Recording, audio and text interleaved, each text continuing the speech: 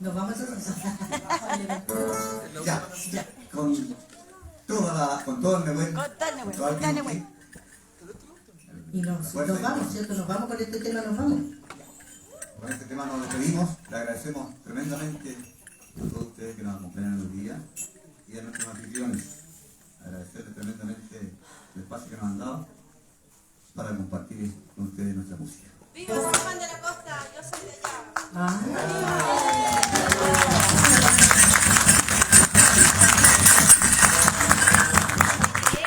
Nos emociona. Michael Puey. Mucho más. Están los coterráneos. ¡Viva Michael Puey también!